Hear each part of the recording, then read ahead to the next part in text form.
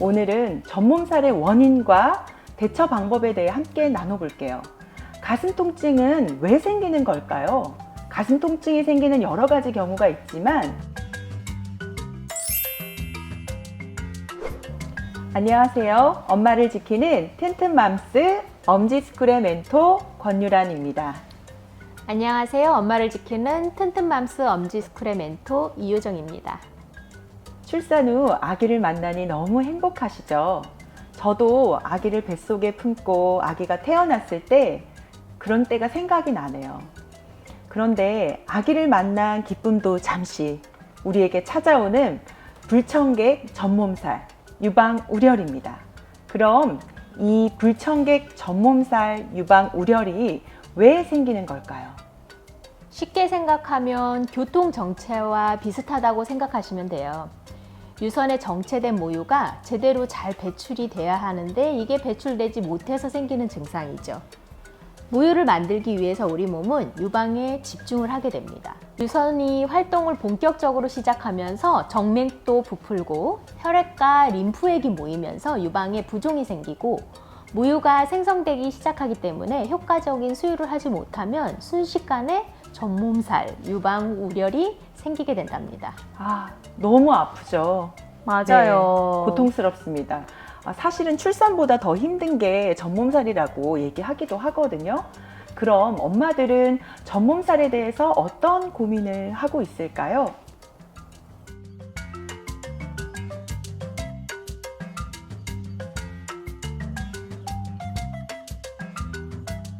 출산 후 유방 통증은 아주 흔한 증상이지만 이 때문에 젖먹이기를 중단하는 경우가 있죠.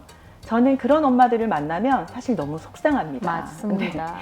오늘은 전몸살의 원인과 대처 방법에 대해 함께 나눠볼게요. 가슴 통증은 왜 생기는 걸까요? 가슴 통증이 생기는 여러 가지 경우가 있지만 아기가 깊게 물지 않고 짧게 물었을 경우가 많아요. 그러면 유두에 상처가 생기기도 하죠. 출산 후 3일에서 5일 정도 됐을 때 유방이 통증이 생기는 경우가 있습니다. 아주 흔한 증상이지만 이 때문에 젖먹이기를 중단하는 경우가 있어요. 그런데 출산 후 일주일 내 초유가 우리 아기의 첫 번째 면역 주사라고 들어보셨죠? 네. 그래서 이 시기를 꼭 챌린지 하셔야 돼요. 그만큼 중요하기 때문이에요. 엄마젖이 고여 뭉치게 되면 심한 통증을 느끼게 되는데 우리가 이것을 의학 용어로 유방우렬이라고 얘기합니다. 이 유방우렬을 피하려면 출산 후에 가능한 한 빨리 모유 수유를 해주세요. 물론 모유 수유 중에도 우렬이 생길 수 있어요. 하지만 자주 물리면 우렬은 곧 사라지게 된답니다. 만약 아기가 잘 빨지 못하면 유두 유륜부를 손으로 살살 만져서 부드럽게 마사지한 후에 젖을 약간 짜내고 아기한테 물려주시면 됩니다. 젖을 먹일 때 가끔 막히는 경우도 있는데요. 그럼 유관이 막혀서 젖도 잘 나오지 않고 가슴은 붓고 덩어리가 만져질 수도 있습니다. 이런 경우 치료하지 않으면 유선염으로 번질 수 있기 때문에 즉시 조치를 취하시는 게 좋습니다. 아기에게 젖을 자주 물리고 손으로 짜내서 모유를 비워내야 합니다. 수유 자세가 잘못된 경우 아기가 깊게 물지 못해 엄마의 유두가 손상될 수 있기 때문에 이 손상된 유두를 통해 세균이 유방 조직으로 들어가 유선염이나 유방 농양을 일으킬 수 있습니다. 유선염이나 유방 농양 생각해도 너무 생각만 해도 힘들 것 같아요. 아파요. 굉장히 아파하시죠. 그래서 치료를 위해서 약을 드시기도 하고 통증 때문에도 타이레놀과 같은 약을 드시기도 합니다. 그럼 이 유두에 상처가 있다고 해서 수유를 꼭 중단을 해야 되나요?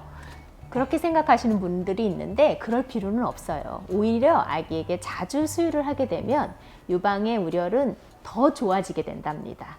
유두의 상처 회복을 위해서는 수유를 하지 않을 때 가능한 한 많이 유두를 공기와 햇볕에 노출시키는 것도 빠른 회복을 돕는 방법입니다. 만약 유방의 작은 덩어리가 3일 이상 지속되거나 유두의 통증이 해결되지 않는다면 의사의 진찰을 받으셔야 합니다. 네, 전몸살을 해결하는 방법은 매우 심플합니다. 첫 번째, 3시간마다 비워내기입니다. 성공적인 모유수유를 위해서 호르몬 사이클상 3시간마다 유방을 비워내는 것이 필요합니다. 당연히 우리 아기에게 수유하는 것이 가장 좋겠죠. 그렇지 않을 경우 유축기를 사용해서 비워내주세요. 두 번째 방법은 기저부를 마사지하는 것인데요. 유방의 기저부가 순환되면 가슴의 통증도 완화되고 젖도 잘 나온다고 생각하시면 됩니다. 그럼 기저부란 어디냐면 가슴의 이 밑판 부분, 얇은 근육층을 우리가 이야기하는데요. 이 근육층이 순환이 잘 되도록 흔들리게 하는 게 우리의 가장 큰 목표입니다. 보통 유방을 마사지하라고 하면 우리가 이 유선체 부분을 직접적으로 꼭 누르게 되는데, 유방의 안쪽을 살펴보면 유관과 신경과 혈관이 그물망처럼 엮어 있어서 지금은 유선이 부풀어 있는 시기이기 때문에 이 유선체 부분을 꼭 누르면 통증이 너무 심하게 돼요. 그래서 우리는 이 기저부 부분이 흔들리도록 순환이 잘 되도록 하는 게 우리의 가장 큰 목표입니다. 그러면 우리 함께 배워보도록 할게요. 자, 오른손으로 왼쪽 손을 가슴을 감싸실 거예요. 끝까지. 가슴은 겨드랑이 중앙선까지 있기 때문에 깊숙이 감싸주세요. 그 다음 반대 손을 이렇게 들어보시겠어요? 여기에 통통한 부분, 1번 부분, 2번 부분, 3번 손날 부분, 이 세 부분을 이용해서 우리가 마사지를 한번 해보도록 하겠습니다. 첫 번째 이 통통한 부분을 손끝에 대주세요.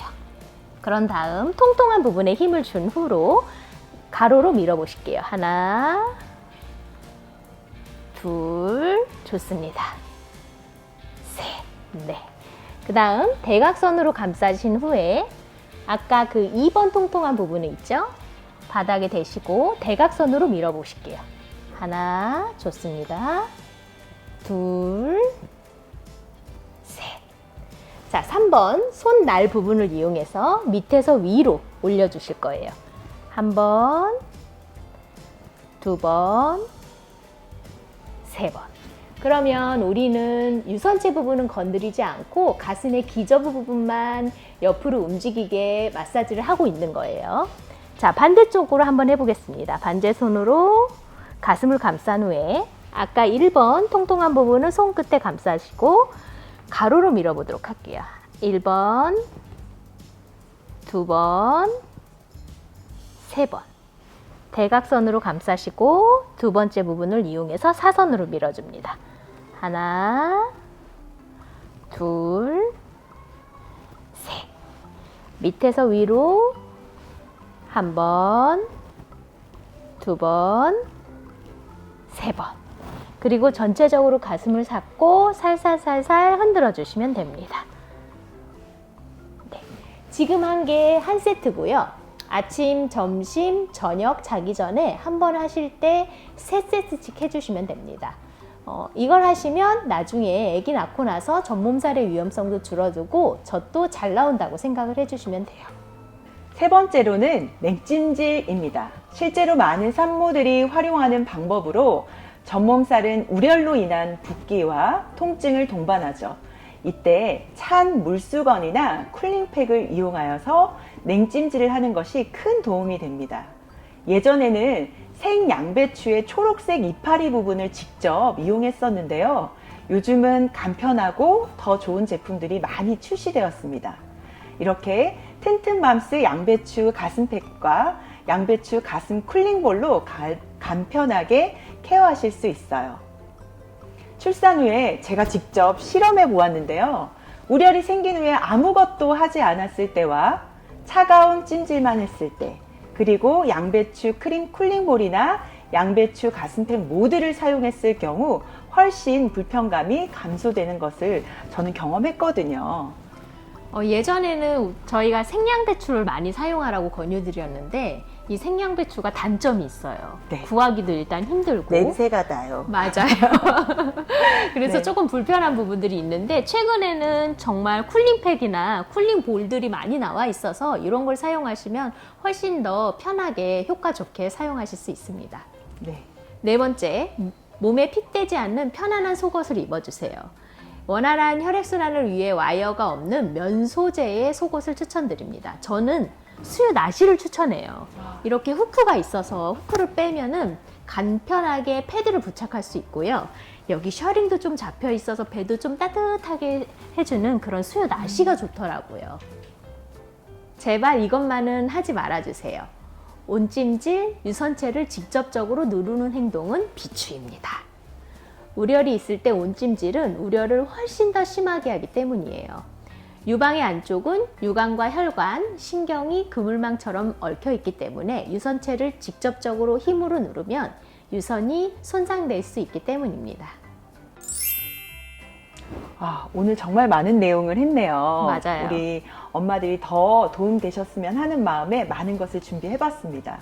네, 저희는 엄마를 지키는 엄지스쿨 멘토 권유란, 이유정이었습니다. 다음 시간에 또 만나요. 안녕.